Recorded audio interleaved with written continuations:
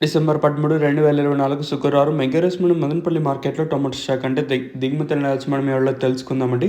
నేటితో పోల్చుకుంటే దిగుమతి తగ్గిందా? పెరిగిందా? వీటన్ని ఎవరో తెలుసుకుందాం. ఈవెన్ దో వర్షం అయినా గూడా దిగుమతి అయితే ఏమాత్రం తగ్గలేదు. దిగుమతి అయితే పెరిగింది. ఇదేంటి విచిత్రంగా ఉంది గదా! యెస్, మీరు వింటున్నది నేను చెప్తున్నది నిజమే. నేటితో పోల్చుకుంటే దిగుమతి అయితే పెరిగింది. ఎవరు ఊహించలా ఇలా వస్తదని. మెయిన్‌గా ఇక్కడ చూసుకున్నట్టయితే జీపీఆర్ మనీ లైన్‌లో చూసుకున్నా గూడా దిగుమతి అయితే పెరిగింది. అలాగే మనకి టీవీఎస్ మనీ లైన్‌లో చూసుకున్నాం. నేటితో పోల్చుకుంటే దిగుమతి అయితే పెరిగింది. నేను డే అంతా ఒకటే వర్షమే. అంటే భారీగా వర్షం పడతానే ఉంది. భారీగా అంటే ఒకటే వర్షం పడతానే ఉండింది. ఈవెన్ అంగల్ మార్కెట్ కూడా నేను 4000 ఇంకా 5000 బాక్సుల దాకా అయితే వచ్చాయి.